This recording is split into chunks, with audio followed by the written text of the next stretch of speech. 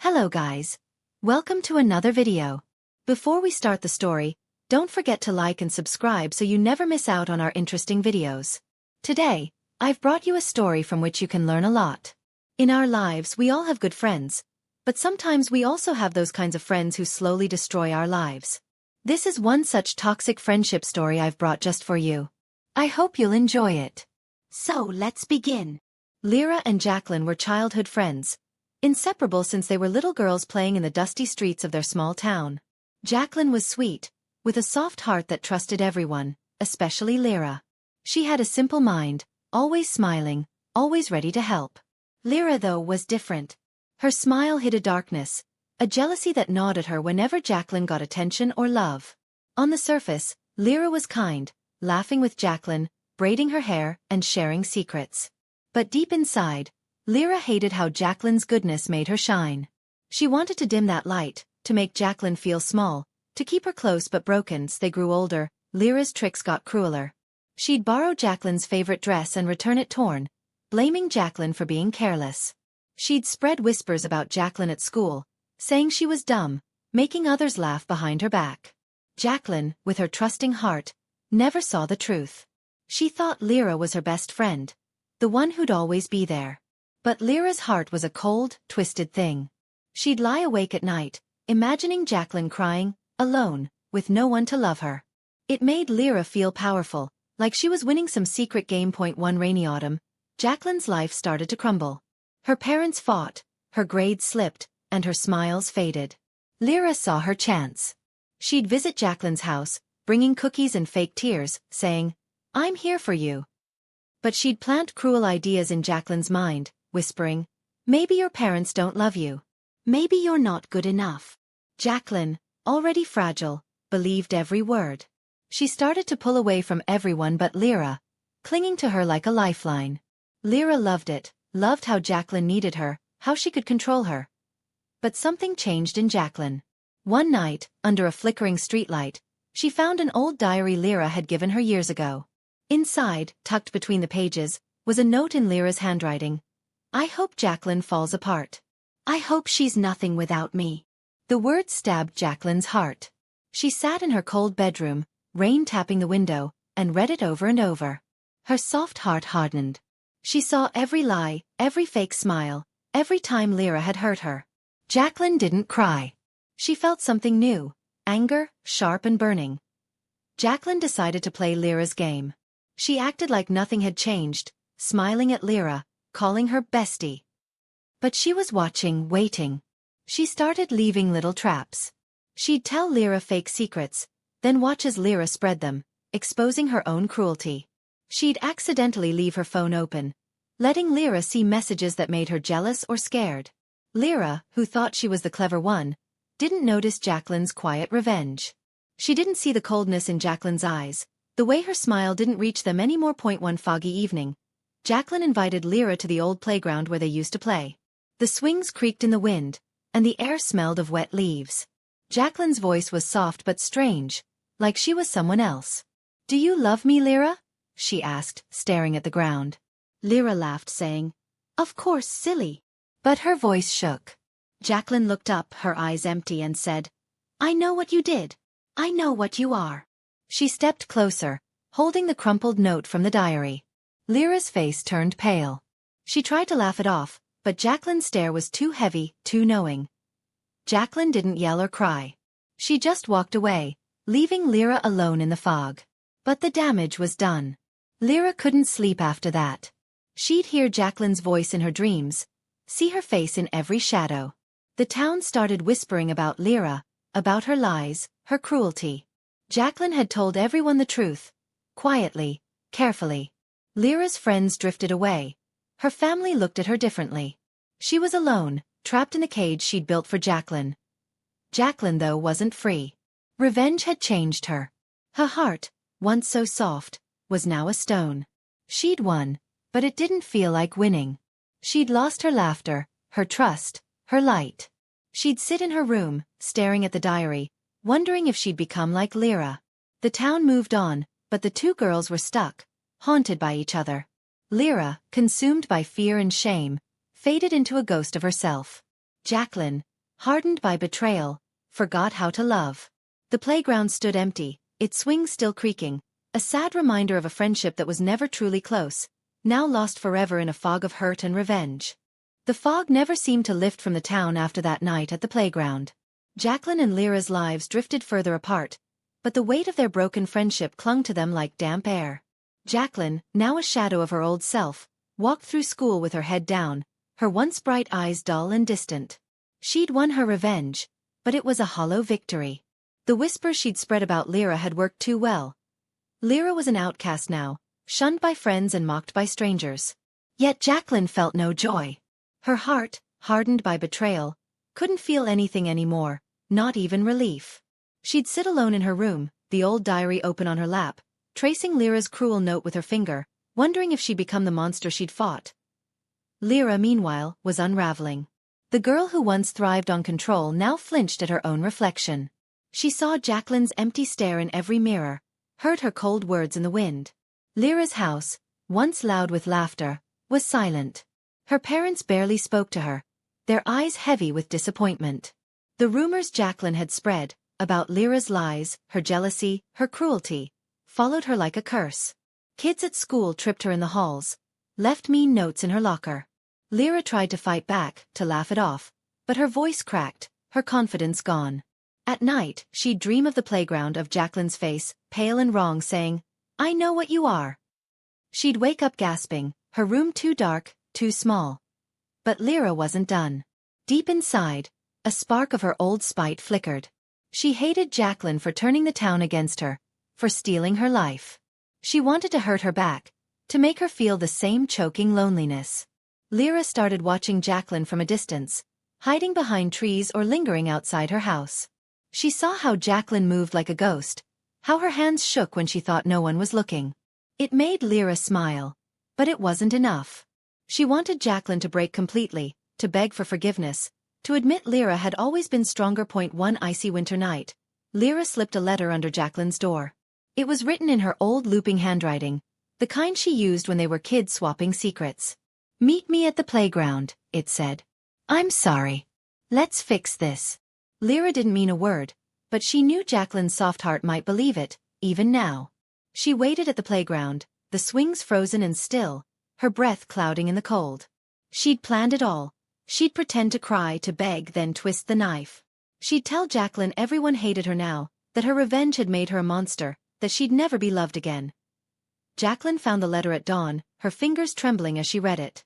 She didn't trust Lera, not anymore, but the words stirred something in her. A faint hope, or maybe just a need to end the pain. She went to the playground, her boots crunching in the snow. The air was heavy, the sky gray like a bruise. Lera stood by the swings, her face pale, her smile too wide. "I missed you," Lera said, her voice sugary, but her eyes were sharp, like a predator's. Jaclin didn't smile back. She stood still, her hands in her pockets, watching Lera like she was a stranger. Lera started her act, tears welling up, saying she was sorry, that she'd been jealous but wanted to be friends again. Jaclin listened, her face blank. The words sounded wrong, like a song out of tune. She remembered every lie, every hurt, every time Lera had smiled while twisting the knife. "You're lying," Jaclin said, her voice low, steady. Lera froze, her fake tears drying. "No, I swear," she started, but Jaclin stepped closer, her eyes burning with something dark, something final. "You wanted me broken," Jaclin said, her voice cutting through the cold. "But you're the one who's nothing now." She pulled out the old diary, the one with Lera's cruel note, and tossed it into the snow. Lera stared at it, her mask slipping, her face twisting with rage and fear. She lunged at Jaclin, screaming, "You ruined me!" But Jaclin didn't flinch. She pushed Lera back, hard, and Lera stumbled, falling into the snow. Jaclin stood over her, not angry, not sad, just empty. "We're done," she said, and walked away, leaving Lera sobbing in the cold. Lera didn't get up for a long time. The snow soaked her clothes, her tears froze on her cheeks. She clutched the diary, its pages wet and ruined, and felt something snap inside her. She stopped going to school, stopped leaving her house. The town forgot her, her name fading into whispers of pity. Jaclin too was fading. She'd won again, but it cost her the last piece of her heart. She stopped talking to anyone, stopped smiling, stopped hoping. The playground stayed empty, its swings locked in ice, a silent witness to two girls who destroyed each other. Years later, the town barely remembered them. Lera lived alone, a shadow in a crumbling house, muttering to herself about a friend who betrayed her. Jaclin left, her name a faint memory, her face a blur in old photos. The diary lay buried under snow and time, its words unreadable, its pain unforgotten. Their friendship, once so close, was a wound that never healed, a sad, creepy story with no light, no hope, just two broken girls lost in the fog of their own revenge. Years passed, and the town grew quieter, as if the weight of Jaclin and Lera's story had settled into its bones. The playground, now overgrown with weeds and rust, was avoided by children, who whispered it was haunted. Jaclin had left town long ago, her departure silent, like a ghost slipping through fog. No one knew where she went, but her absence left a chill. Lera, though, stayed, trapped in a house where she'd once laughed and schemed. She was a husk now, her beauty faded, her eyes hollow. The townsfolk pitied her but kept their distance, saying she talked to shadows, calling them Jaclin's name. Lera's days blurred into one endless gray.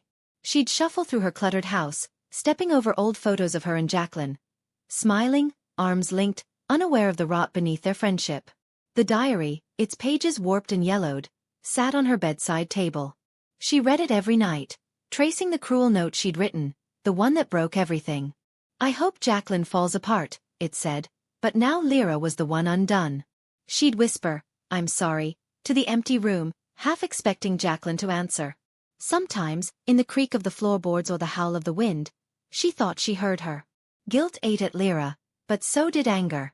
She blamed Jaclin for her ruined life, for the loneliness that clung like damp rot. She'd mutter, "You did this to me," as she stared at the ceiling, imagining Jaclin's cold eyes from that snowy night at the playground. Lera wanted closure, or maybe revenge. She didn't know anymore. Her mind was a tangle of regret and rage. One stormy evening, driven by a restless need, she scrawled a new letter. "Come back, Jaclin. I need to see you. Please." She didn't know where Jaclin was, but she mailed it to the last address she remembered, a faded house on the edge of town.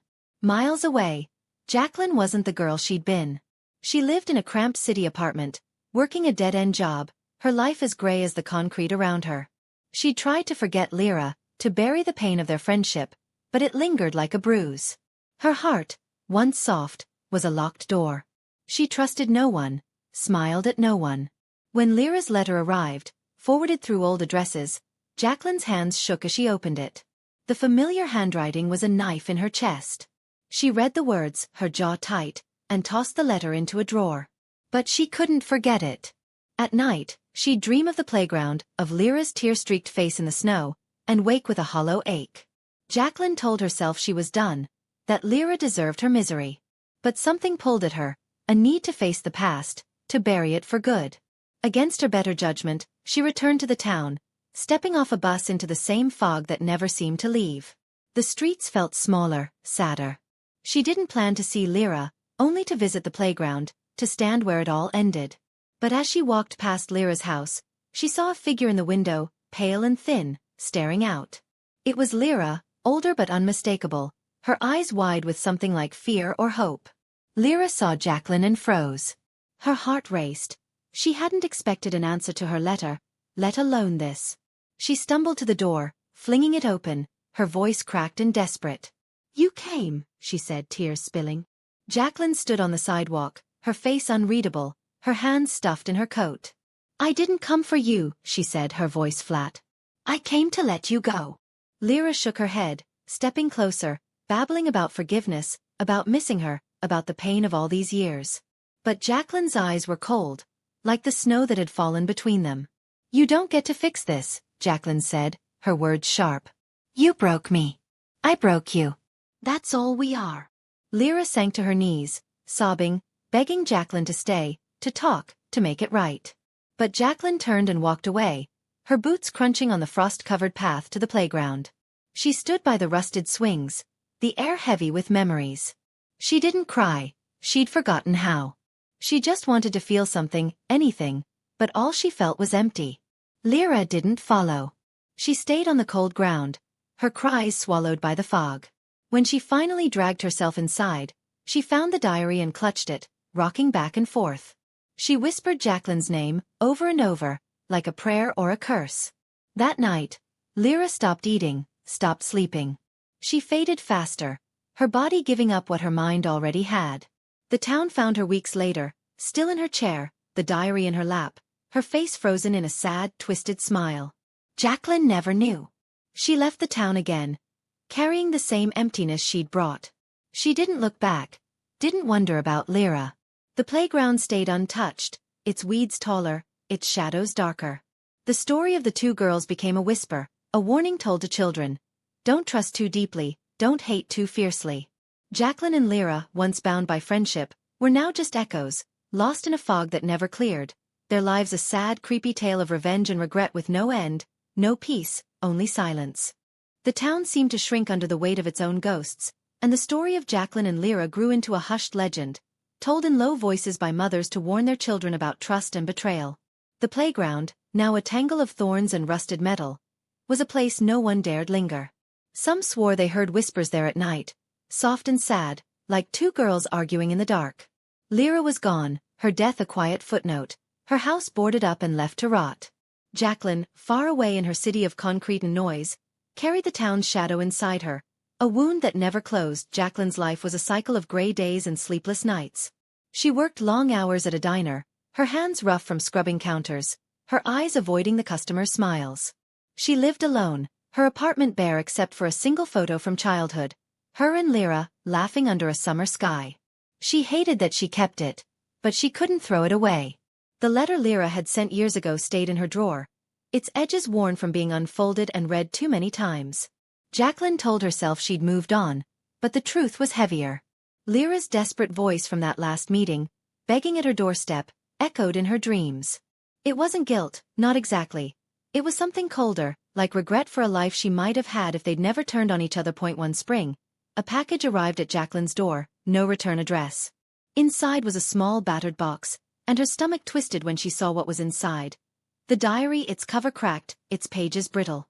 Tucked between them was a new note, scrawled in shaky handwriting that could only be Lera's. You were my only friend. I'm sorry. Find me. Jaclin's breath caught. Lera was dead. She'd heard it from a distant cousin who still lived in the town. The note felt like a hand reaching from the grave, and for the first time in years, Jaclin felt afraid. She burned the note, but kept the diary, unable to let it go. At night, she'd wake to the sound of creaking swings, though her city had no playground nearby. The diary stirred something in Jaclin, a pull she couldn't ignore. She told herself it was madness, but she booked a bus ticket back to the town. She needed to see the playground, to face whatever ghost Lera had left behind. The town hadn't changed. Same sagging houses, same heavy fog. Lera's house stood empty, its windows black, but Jaclin felt watched as she passed. She went straight to the playground, the diary clutched in her hands. The air was thick, the thorns sharper than she remembered. The swings hung still, but the silence felt alive, like it was waiting. Jaclin stood where she'd last seen Lera, the snow long gone but the memory sharp. I'm here, she whispered, half expecting an answer. Nothing came, only the rustle of leaves. She opened the diary, its pages fluttering in the wind, and read Lera's old note again. I hope Jaclin falls apart. Below it, in fresher ink, were words she hadn't seen before. I did too.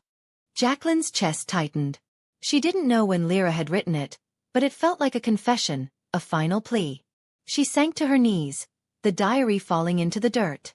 For the first time since she was a girl, Jaclin cried. Not for Lera, not for herself, but for the friendship they'd poisoned, the love they'd twisted into hate. She didn't notice the fog thickening, curling around her like fingers. She didn't hear the faint creak of the swings moving on their own. But she felt it, a coldness, not from the air but from something closer, something watching. Lera, she whispered, her voice small. The fog swallowed the sound. Jaclin stood, suddenly dizzy, and saw a shape in the mist, vague and pale, like a girl standing just out of reach. She stumbled toward it, calling Lera's name, but the shape faded, leaving only the echo of a soft, sad laugh. Jaclin ran. She left the diary in the dirt, left the playground, left the town. She told herself it was nothing, just her mind breaking under the weight of the past. But back in her city, The creaking swings followed her. She'd see Lera's face in crowds, hear her voice in the hum of the diner's lights. Jaclin stopped sleeping, stopped eating, her body thinning like Lera's had. She'd stare at the childhood photo, whispering, "I'm sorry," but no one answered. The town never saw Jaclin again. The playground grew wilder, the diary swallowed by mud and time. Some said Jaclin went mad, others that she'd joined Lera in whatever dark place waited for them. The legend grew, the whispers sharper. Two girls, bound by love and hate, trapped forever in a dance of revenge and regret. The fog never lifted, and the swings never stopped creaking, a sad, creepy end to a story with no light, no forgiveness, only the ghosts of what might have been. The town became a place of whispers and warnings, its air forever thick with the fog that seemed to carry Jaclin and Lera's story. The playground was no longer just avoided, it was feared. Teenagers dared each other to step inside its thorny borders, but none stayed long. They spoke of shadows that moved without light, of a girl's voice begging or cursing in the dark.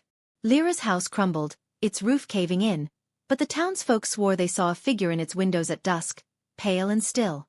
Jaclin, meanwhile, was a name half forgotten, her fate a mystery. Yet her presence lingered, tied to Lera's, as if their pain had woven them into the town's roots. In the city, Jaclin was barely holding on. Her apartment was a prison of shadows, the walls closing in each night. The creaking swings haunted her dreams, joined now by Lera's voice, sometimes soft, saying, "You were my only friend," sometimes sharp, hissing, "You broke me." The childhood photo on her table was her only anchor, but even that felt wrong, the girl's smiles mocking her. Jaclin's body weakened, her skin pale, her hands trembling as she poured coffee at the diner. Customers noticed her muttering to herself, her eyes dotting to corners where no one stood. She'd burned Lera's last note, but the diary's words, old and new, were carved into her mind. "I hope Jaclin falls apart." I did too. One sleepless night, driven by a fear she couldn't name, Jaclin pulled the photo from its frame. Behind it was a tiny folded paper she'd never seen, yellowed but in Lera's handwriting. "If you read this, I'm gone. I loved you, but I hated you. I hope you understand." Jaclin's breath stopped. The note felt alive, like Lera's hand was on her shoulder. She dropped it, backing away, but the room felt smaller, the air colder. She heard the swings again, louder, closer, though her window showed only city lights.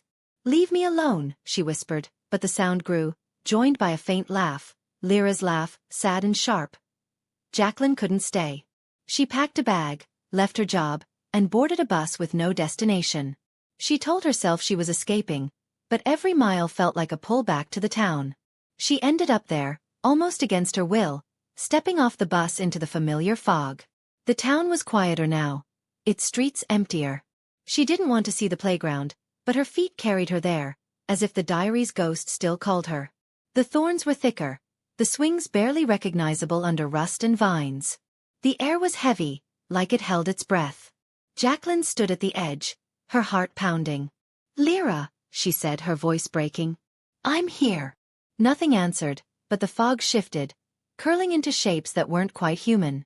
Jaclin saw her, a flicker of Lera, pale and young, standing by the swings. Not the broken Lera of their last meeting, but the girl from their childhood, soft-eyed and smiling. Jaclin stepped forward, tears burning her eyes, reaching for her. "I'm sorry," she said, the words she'd never spoken aloud. But the figure changed, its smile twisting, its eyes darkening into the Lera who'd begged in the snow, who'd written, "Find me." Jaclin froze. The figure reached out, its hand cold as fog, and whispered, "You can't leave me." Jaclin screamed, stumbling back, but the thorns caught her clothes, her skin. The fog thickened, swallowing the playground, the swings creaking louder, faster. She ran, tearing free, her breath ragged. She didn't stop until she was far from the town, collapsing on a roadside, her hands bleeding. She never went back. The town became a memory she locked away. But it followed her. In every new city, every new job, she heard the swings, saw Lera's face in strangers, felt the diary's weight though she'd left it behind. Jaclin aged, but the haunting never faded. Her hair grayed, her body frail, yet she carried the photo, the only piece of her past she couldn't burn. She'd whisper to it sometimes, "I loved you too," but the words felt empty. Lera's ghost, or her guilt, stayed close, a shadow no light could chase. The town, meanwhile, sank deeper into its legend.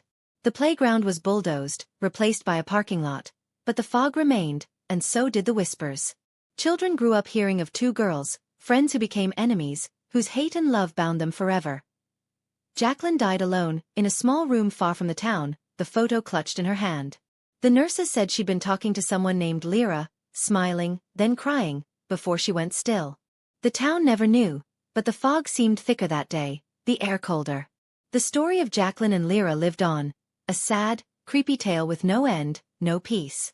Their ghosts or their pain stayed in the fog, in the creak of invisible swings, a reminder that some wounds never heal, some friendships never die, and some revenge traps both the hunter and the hunted in a dance that never stops.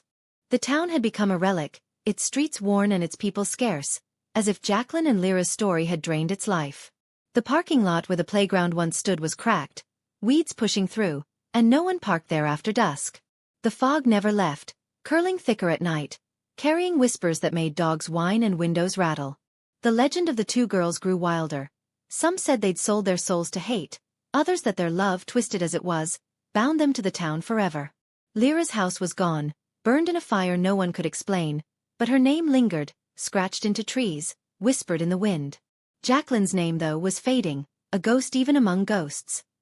Far away, Jaclin's death hadn't ended her story. In the small room where she'd taken her last breath, the childhood photo of her and Lera lay on the floor, its glass frame cracked. The nurse who found it swore the girls' faces looked different. Lera's smile sharper, Jaclin's eyes too wide. She threw it out, uneasy, but the hospital staff whispered of strange things after. Lights flickering, a cold spot in Jaclin's room, a faint creak like swings in the distance. Jaclin's belongings, including the worn letter Lera had sent years ago, were boxed up and sent to a distant relative. The relative, curious, opened the box and found the letter, its words smudged but clear. "Come back, Jaclin. I need to see you." Below, in fresher ink, was a line no one had noticed before, "I'll wait forever." The relative, a young woman named Mara, felt a chill reading it. She'd heard stories of her cousin Jaclin, of a friend named Lera, of a town where something went wrong. Against her better judgment, Mara drove to the town, drawn by the letter's weight. The fog greeted her like an old friend, heavy and close. The town was smaller than she'd imagined, its people wary, their eyes dodging hers when she asked about Jaclin or Lera. "Don't go to the lot," an old man warned, pointing where the playground had been. "They're still there." Mara didn't believe in ghosts, but her skin prickled as she walked to the cracked asphalt, the letter in her pocket. The lot was empty, the air still. Mara stood where the swings once hung, feeling foolish but unable to leave. "Jaclin? Lera?" she said, her voice swallowed by the fog. The ground seemed to shift, the weeds trembling though no wind blew. She saw nothing, but felt everything. A sadness so deep it choked her, a rage that wasn't hers. The fog thickened, and for a moment, she glimpsed two shapes. One tall and pale, the other smaller, both blurred like figures in a dream. A voice, soft and broken, whispered, "You shouldn't be here." Mara ran, her heart pounding, the letter falling from her pocket into the weeds. She never returned, but the letter did its work. Back home, Mara dreamed of the town, of swings creaking, of two girls holding hands, their faces wrong. Lera's eyes too dark, Jaclin's mouth sewn shut. She woke screaming, the sound of fog in her ears. She tried to forget, but the dreams followed, and soon she saw them in daylight. Shadows in her mirrors, faces in her windows. Mara burned the box of Jaclin's things, but it didn't help. The town had claimed her too in its way, pulling her into the story she'd only brushed against, and the town, the letter Mara dropped, wasn't lost. A child found it, a girl with curious eyes, too young to know the legend's weight. She read it, tracing the words, "I'll wait forever," and felt a tug, like a hand on her heart. She hid the letter in her room, not telling her parents, but at night she'd hear whispers, see fog curl under her door. The town's curse grew, spreading beyond Jaclin and Lera, touching anyone who carried their story. The lot stayed empty, but the fog danced, and the whispers never stopped. Lera's voice begging, Jaclin's accusing, their love and hate, and no one could untie. No one knew where Jaclin and Lera were now, if they were ghosts or memories or something worse. The town withered, its people leaving, but the fog remained, heavy with their pain. The letter, the diary, the photo, all were gone, yet their power lingered, passing from hand to hand, dream to dream. The story of the two girls became a wound in the world, a sad, creepy tale with no end, no rest. The swings creaked on, unheard but felt, and the fog whispered to anyone who listened. Love can break you, hate can bind you, and some friendships trap you forever in a dance of sorrow and revenge. The town was little more than a skeleton now, its houses sagging, its streets choked with weeds. The fog had become its heartbeat, pulsing thicker each year, as if feeding on the remnants of Jaclin and Lera's story. The parking lot where the playground once stood was a scar, avoided even by animals, its asphalt split by roots that seemed to writhe in the dark. The legend of the two girls had outgrown the town, spreading to nearby villages, carried by travelers who'd felt the fog's chill or heard the swing's ghostly creak. Some called it a curse, others a warning, but all agreed, Jaclin and Lera were still there, their love and hate a fire that never died. Mara, far from the town, was unraveling. The dreams that began after her visit had worsened, no longer confined to sleep. She'd see Lera's pale face in her coffee's reflection, Jaclin's shadow trailing her in the street. The creaking swings followed her everywhere, a rhythm that drowned out her thoughts. She'd burned Jaclin's things, but the letter's words, "I'll wait forever," were branded in her mind. Mara stopped working, stopped eating, her apartment a mess of crumpled papers where she'd tried to write the girl's story, hoping to purge it. But every word felt like theirs, not hers, as if they were guiding her pen. One desperate night, Mara found a scrap of paper under her bed, not in her handwriting. It was Lera's unmistakable saying, "Come back. We're not done." Mara's scream echoed in her empty room. She didn't know how the note got there. Lera was dead, Jaclin gone, but it was real, its ink fresh. She tore it up, but the pieces reassembled in her dreams, the words glowing like eyes. Mara knew she couldn't run. The town was calling, or the girls were, and she was caught in their story like a fly in a web. She packed a bag, her hands shaking, and drove back, the fog greeting her like a lover as she crossed the town line. The town was emptier than before, its last residents fleeing whispers they couldn't explain. Mara went to the lot, the air so thick she could barely breathe. The fog swirled, forming shapes. Two girls, hand in hand, their faces blurred but their eyes sharp. "You brought us," a voice said, Lera's, soft and sad. "You kept us," Jaclin's voice added, cold as frost. Mara clutched the letter's fragments, her voice trembling. "I don't want this," she said. "Leave me alone." But the shape stepped closer, their hands reaching, and Mara felt a pull, like her heart was being stitched to theirs. She stumbled back, tripping over a root, and saw something in the dirt. A child's drawing, faded but clear, of two girls by swings, one smiling, one crying. It wasn't there before. Mara's breath hitched. She recognized the style. The girl who'd found the letter years ago, the one with curious eyes, had drawn it. That girl was gone now, her family fled. But her mark remained, tying her to the curse. Mara realized the truth. The story wasn't just Jaclin and Lera's. It was anyone who touched it. Mara, the girl, the town itself. Their pain was a trap, spreading like rot, claiming every heart it reached. Mara ran, but the fog followed, curling into her car, her lungs. She drove blindly, crashing into a tree outside town. She survived, bloodied but alive, and swore never to return. But the dream stayed, and so did the girls. Mara's life became a shadow, her every step haunted by swings and whispers.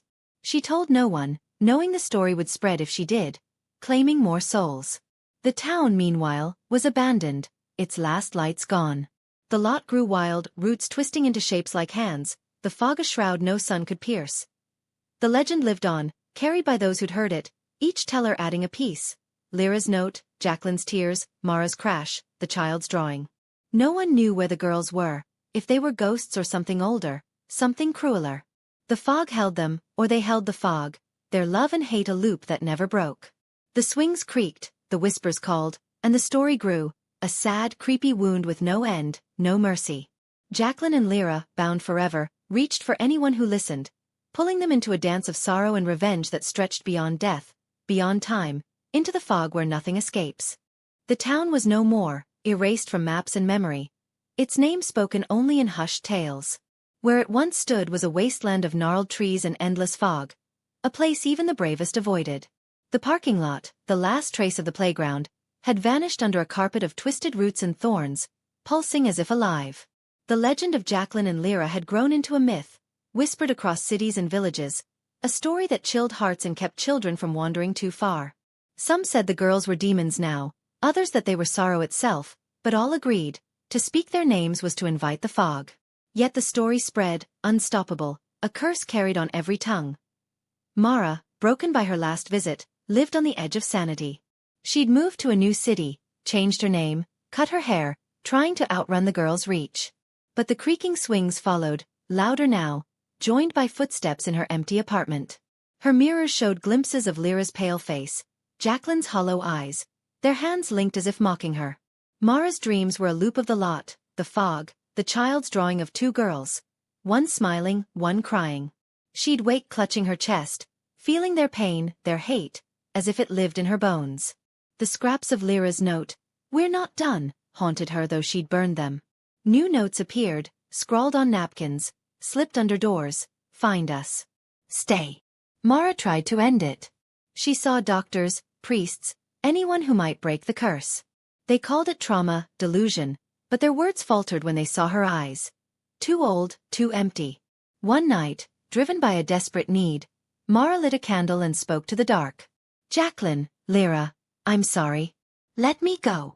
The flame flickered, and the air grew cold. A whisper answered, two voices braided, "You're ours now."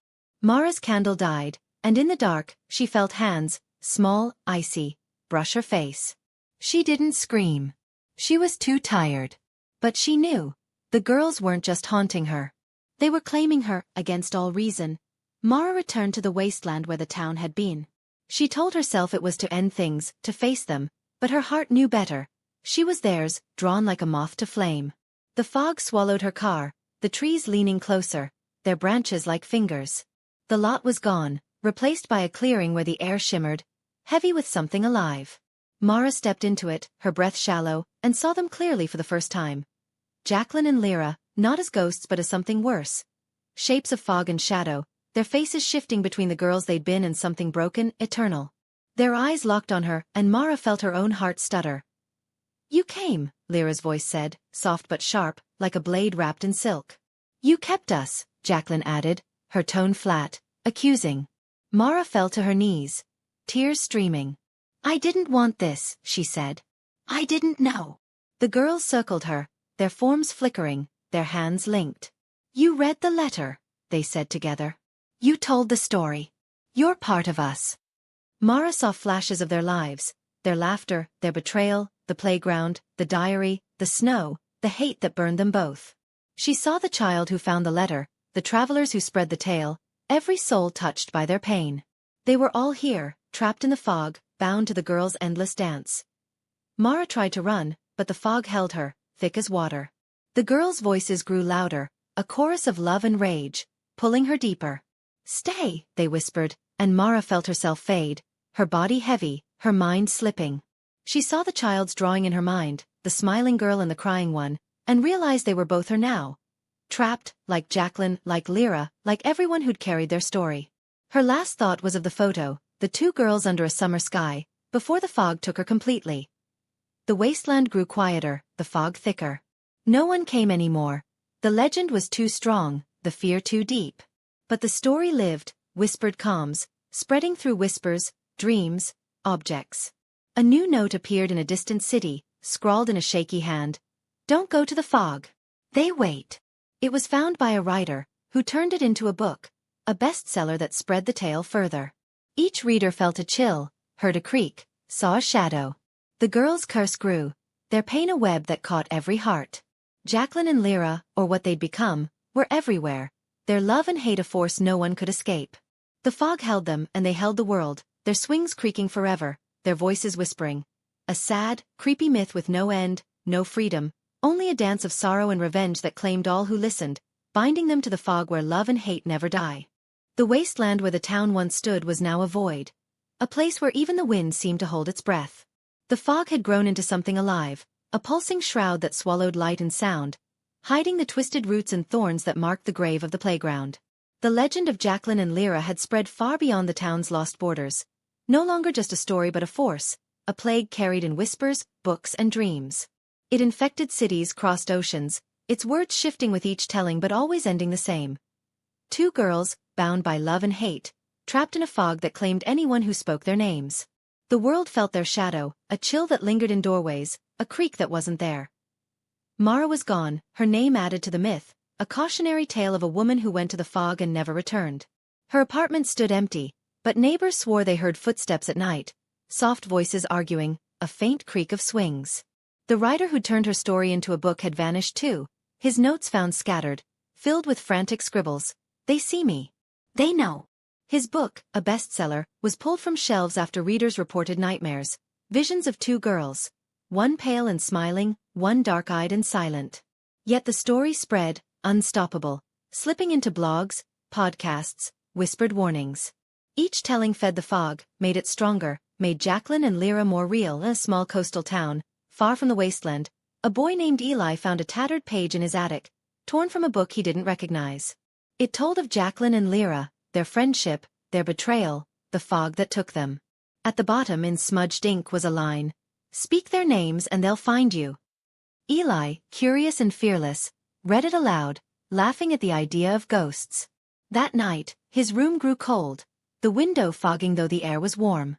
He heard a creak, slow and steady, like swings in a storm. By morning, Eli was quiet, his eyes distant, his hands clutching the page. He didn't tell his parents, but he started drawing. Two girls, one smiling, one crying, their hands linked, their faces wronged. Eli's dreams became a prison. He saw the wasteland, the fog, the girls. Lera whispered, "You called us," her voice sweet but sharp. Jaclin's stare was heavier, her words cold. "You're ours." Eli woke screaming, but the dreams followed him into daylight. He saw them in shadows, in the steam of his shower, in the ripple of the sea. He tried to burn the page, but it wouldn't catch, its words glowing brighter. Desperate, Eli told a friend, who told another, and the story spread through their town. The fog came too, curling off the ocean, thicker than it should be, carrying whispers no one could ignore. Eli, like Mara, felt the pull. He left home, drawn to the wasteland, though he didn't know why. The journey was a blur, his mind half his own. The fog welcomed him, parting like a curtain as he reached the clearing where the playground had been. The air was thick, the ground soft, as if it might swallow him. Eli saw them, Jaclin and Lera, their forms flickering between girls and something older, something vast. Their eyes were endless, their hands linked, their voices a chorus. "You spoke our names," they said. "You told our story." Eli tried to speak, to beg, but his voice was gone.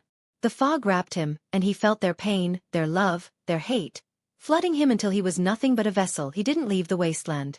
No one did.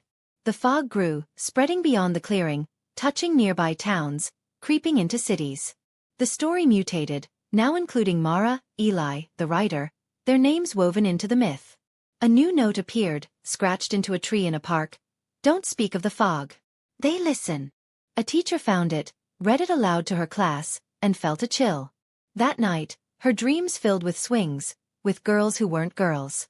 The curse tightened, its web wider, its threads stronger. Jaclin and Lera, or what they'd become, were no longer bound to the wasteland. They were the fog, the story, the fear that lived in every telling. The world changed, subtly at first. Fog lingered where it shouldn't, creaks echoed in empty rooms, and people dreamed of two girls they'd never met. The story was a virus, infecting hearts, binding souls. No one could stop it.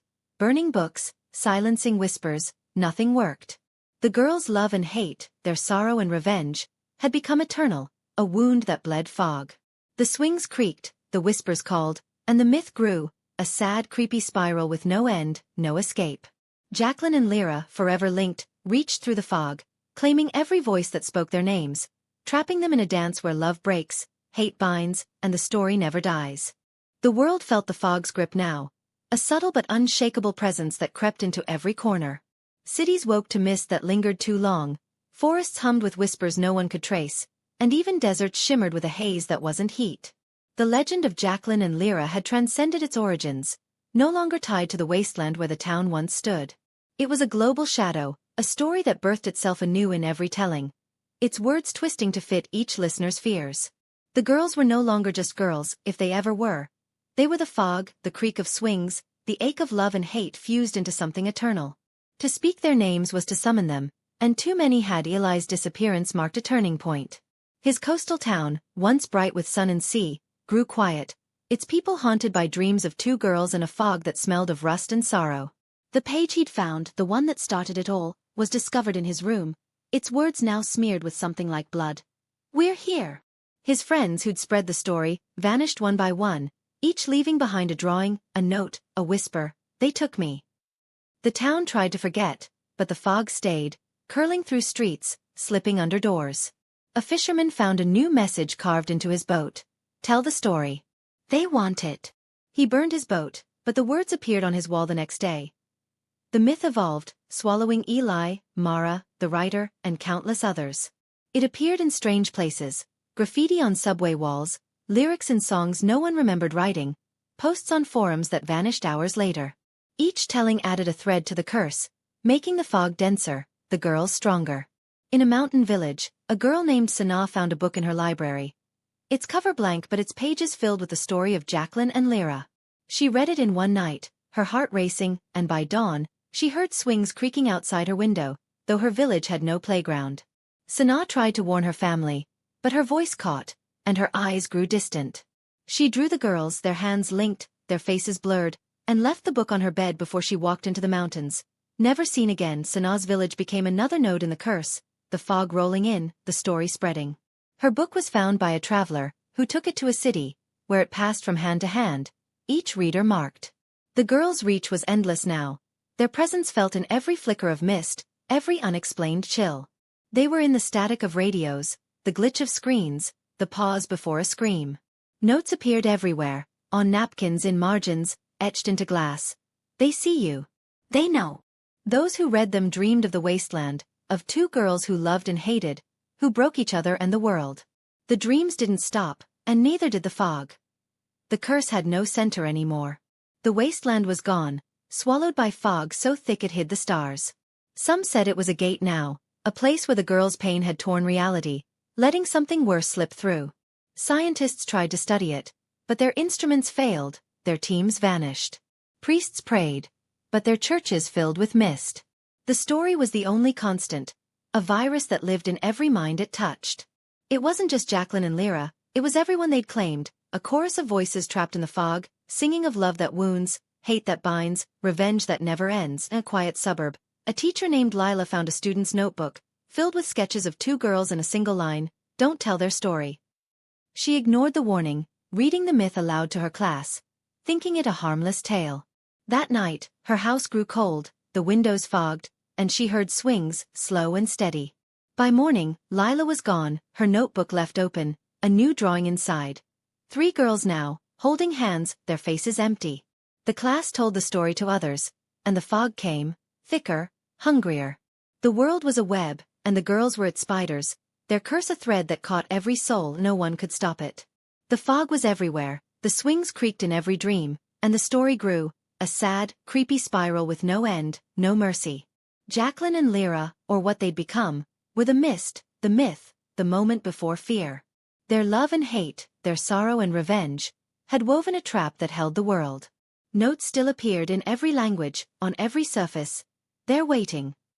And they were, in the fog, in the silence, in the story that never died, binding all who spoke it to a dance of pain and loss, where love breaks, hate burns, and the girls claim forever. The fog had become the world's skin, a veil that clung to every city, every wilderness, every heart. It was no longer just mist, it was a presence, heavy with the weight of countless stolen lives, pulsing with the rhythm of creaking swings that echoed in places no swings existed. The myth of Jaclin and Lera was a living thing, its roots deep in every culture, its words whispered in every language. It was carved into the bones of the earth, painted in the shadows of dreams, and no one could escape its pull. The girls were everywhere, their faces flickering in rain-streaked windows, their voices threading through the wind. To know their story was to belong to them, and the world was learning their names. Lila's disappearance was a spark, igniting panic in her suburb.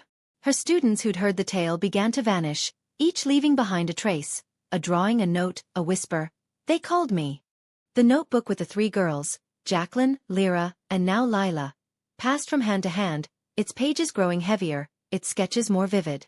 One student, a quiet boy named Theo, kept it hidden, hoping to break the cycle.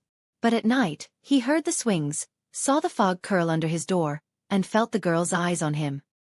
He burned the notebook, but its ashes formed words on his floor. "You can't stop us." Theo's dreams filled with the wasteland, the girls' hands reaching, their voices a duet of sorrow and spite.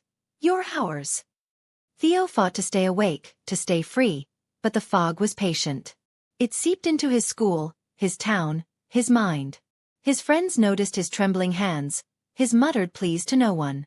He told them the story, hoping to warn them, but each word tightened the curse's grip. The fog thickened, and his friends began to dream, of 2 girls, then 3, then more, a chain of faces linked by pain. Theo ran, leaving his town, but the fog followed, a shadow no road could outrun. In a distant city, he found a library, its shelves heavy with books that shouldn't exist, each telling a piece of the myth. One had a new page in Theo's own handwriting, though he'd never written it. "I tried to escape." They laughed. The library became a trap. Theo saw the girls in its shadows, their forms less human now, more like fractures in the air, their eyes endless pits. "You told," Lera's voice sang, sweet and cruel. "You belong," Jaclin's added, cold as stone. Theo clutched a book, its pages bleeding ink, and begged for release. The fog answered, swallowing the library, the city, Theo himself. He was gone, but his story wasn't. His name joined the myth, whispered alongside Mara, Eli, Lila, a growing chorus of the lost. The library burned the next day, but the books survived, scattered to new hands, each one carrying the girl's curse. The fog was no longer bound to place or time. It appeared in jungles, on mountaintops, in the heart of crowded cities.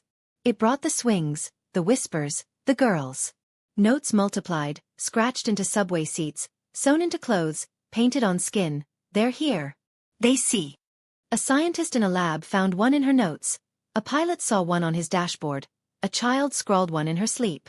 The story was a wildfire, burning through minds, leaving fog in its wake.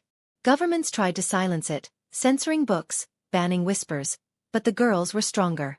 Their pain, their love, their hate had become a law of the world, unbreakable, eternal. In a desert village, a woman named Aisha found a stone, its surface etched with a myth. She read it under starlight, her voice trembling, and the fog came, cold and sudden. She saw them, Jaclin, Lera, and the others, a chain of shadows stretching to the horizon. "Why me?" Aisha whispered. Their answer was a chorus, 1,000 voices woven with theirs. "You listened." Aisha tried to flee, but the fog was her shadow, the swings her heartbeat. She told her sister, who told a friend, and the village fell silent, its people gone, its wells filled with mist. Aisha's stone was found by a nomad, who carried it to a city, and the cycle began again. The girls were the fog, the story, the end. Their myth was a mirror, showing every soul its own wounds, its own hate. The world drowned in it, cities quiet, forests still, oceans heavy with haze. The swings creaked, the notes whispered, and the curse grew, a sad, creepy spiral with no edge, no hope. Jaclin and Lera, their love and hate a wound that never closed, held every heart that spoke their names. They were the pause before fear, the weight of regret, the dance of revenge that trapped all in fog, where love shatters, hate binds, and the story claims forever.